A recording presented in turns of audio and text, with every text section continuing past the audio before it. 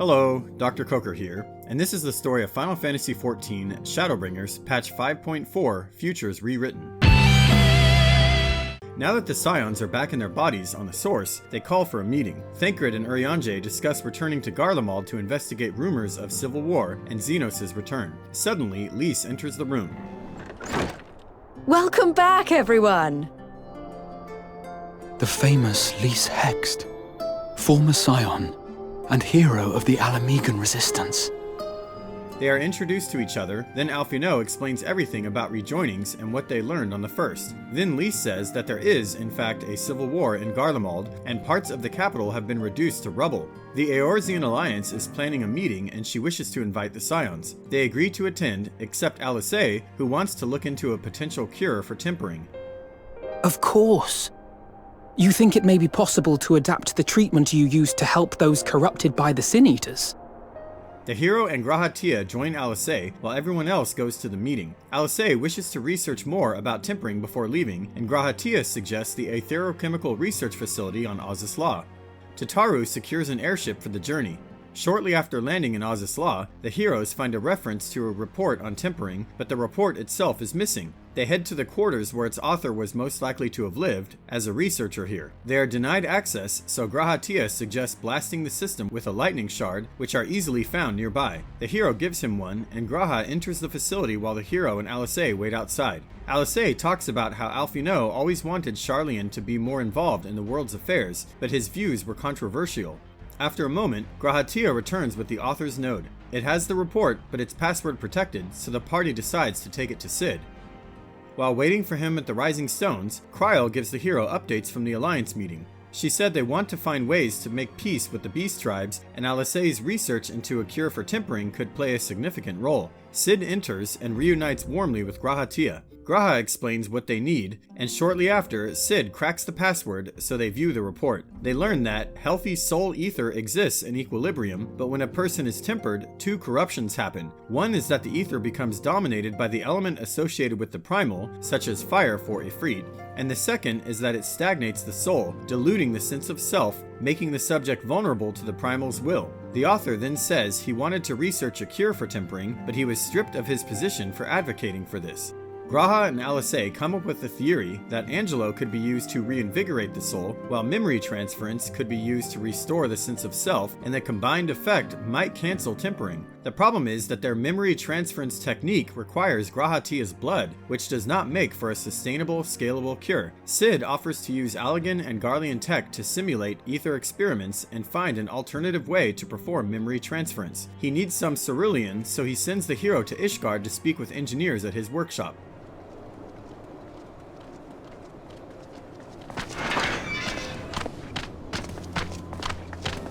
My friend! After the disappointment of not seeing you in Alamigo, what good fortune to chance upon you here of all places. Once the hero explains what he needs, Aymeric grants him a large supply of cerulean. In Cid's lab, the hero finds Nero Tolskeva assisting as an employee under Cid. Ready to begin his work, Cid suggests the hero take a break. The simulation goes underway, and just before the machine overloads and breaks, Grahatia spots the sought-after technique, allowing him to imbue memory transference magic without shedding blood. It is decided that the new technique be tried on Gabu, so they return to Limsa Lominsa. Still no change, I'm afraid. He just stands there in silence until we move him. It's all right now. We're going to help you get better. Alphinaud and Y'shtola approach, and Alisaie catches them up. Y'shtola and Graha determine that the purge of tempering and the memory transference must occur simultaneously. Then Graha and Alisaie leave with Gabu to start the experiment. Alphinaud ponders the fact that he gave up on the idea that tempering could ever be reversed, and he admires that his sister never did. Then Alisaie and Graha return, and everyone looks at Gabu. Oh, I'm so glad to see you all. Delighted, happy, glad. Gabu! The cure was a success, and the Scions now wish to cure every tempered soul. Graha remarks that some will be beyond saving, especially those who've become physically altered, but Alisaie is not deterred one bit. The Scions decide to head to Master Matoya next to get help making many more Angelos. A moment after they enter her cave, Alphinaud reveals that Y'shtola used Matoya's name for years while living on the First. You mean to tell me you went gallivanting about using my name and only bother to visit when you need a favor? And don't pretend you don't. I taught you long enough.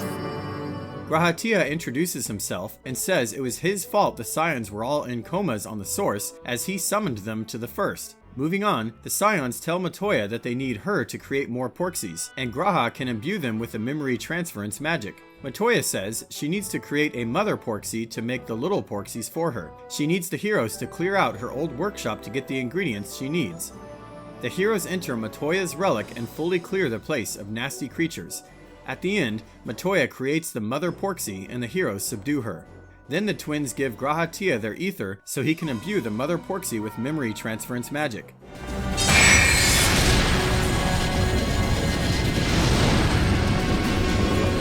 Then Master Matoya says they're ready to go, and she looks to Y'shtola to provide the ether to get the work started. A mere drop in the ocean for the great sorceress Matoya, I dare say.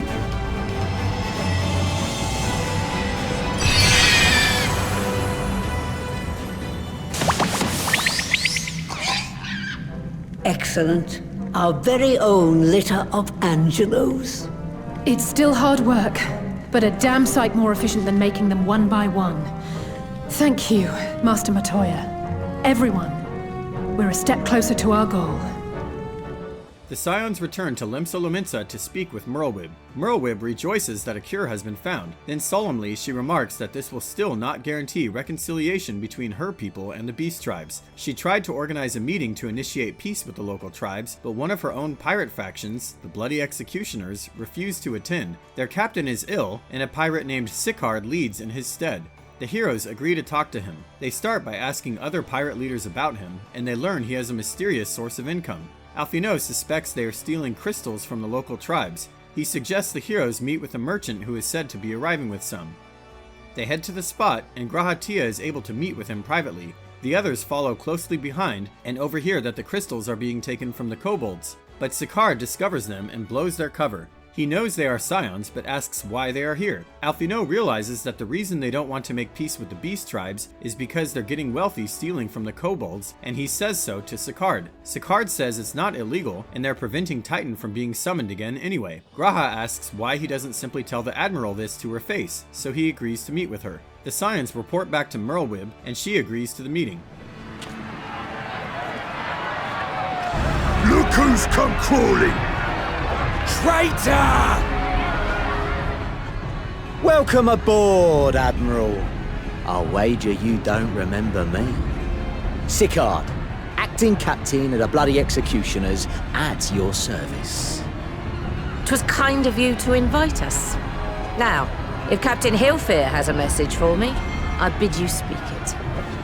He says they don't want peace with the Beastmen, as that denies them the means of piracy, and pirates is what they are. Merlwyb shocks everyone when she says piracy has no place in the future of Limsa. She then tells everyone the Limsans have always done whatever was needed to survive, and now is the time to embrace change and thrive on legitimate commerce by sea. Sicard responds by challenging her to a duel.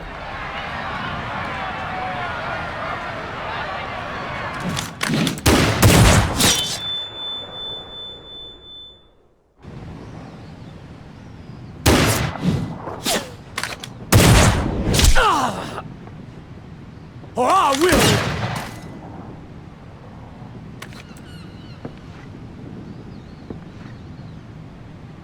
It's the captain!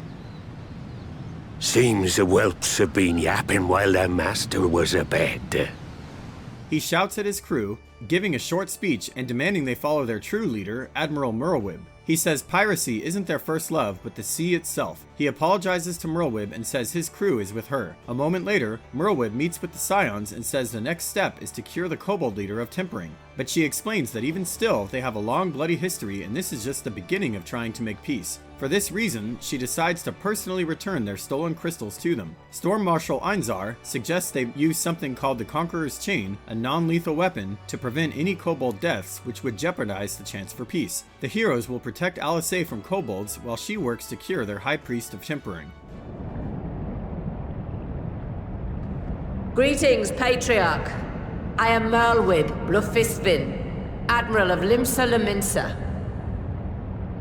I come before you to offer my sincerest apologies for the many wrongs committed by my people against you and yours. They laugh and combat ensues. The High Priest is bound, and Alisaie begins her work of breaking his tempering while the others fight off the kobolds.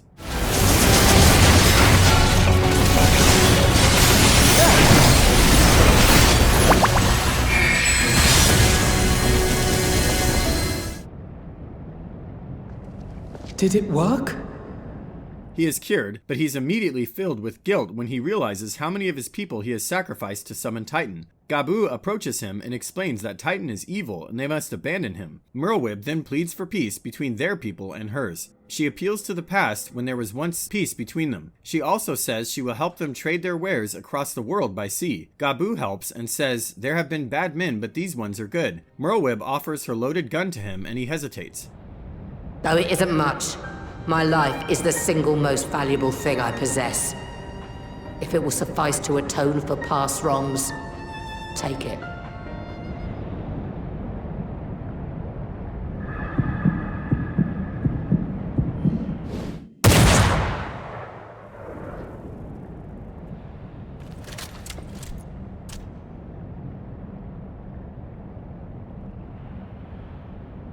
I do not trust you.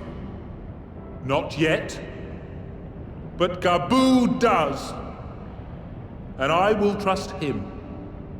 Alisaie offers to help, and he asks her to free his tempered brothers. He returns Merlwyb's gun to her.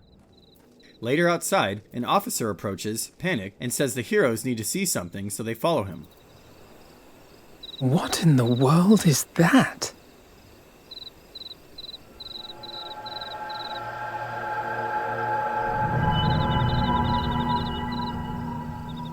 A tower. Merlwyb is contacted by Link Pearl, and she learns that these towers have sprung up all across Eorzea. She asks the heroes to check on Alamigo. Moments after they arrive and speak with Lys, an enormous dragon flies overhead toward the palace. The heroes rush to the palace, see the dragon, called Lunar Bahamut, and a man resembling Asahi. Well, well, well! To be received by such an illustrious cast! Why, even the hero of the piece is here! I feel quite starstruck. Permit me to introduce myself. I am Fandango, and may I say what a pleasure it is to finally make your acquaintance. It is my intention to recreate the final days, to which end I have distributed a collection of rather ingenious devices, or towers, which will, in time, give rise to the grandest of spectacles. The final days? But it was the Ascians who labored to prevent them. Fandaniel says he never cared about saving the world like the other Ascians. His desire is to lay waste to the world and for everyone, including himself, to die. He has no rationale or creed.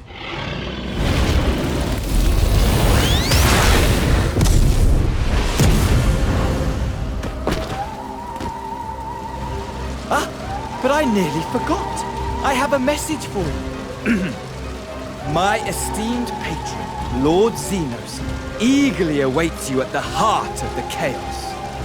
While Fandaniel only cares about destroying the world, Xenos only cares about having an encounter with the Warrior of Light, whether the world burns or not. Fandaniel departs and the heroes return to the Rising Stones. Everyone gives updates from around Eorzea, reporting that Telophoroi towers are everywhere and the Scions are spreading the knowledge that tempering can be cured and delivering porxies all around. Y'shtola says that towers have been spotted as far as Yanxia, and they seem to be causing men to disappear. Meanwhile, in Garabanya, Lys awaits the return of some scouts she sent to a nearby tower. Glory be to Garlemald! And in Garlemald, Fandaniel excitedly tells Xenos the final days are coming soon. As usual, Xenos is bored with it all. And that concludes patch 5.4. I hope you've enjoyed this recap. Keep an eye on my channel. I'll be making a video for the recap of patch 5.5 next. See you next time.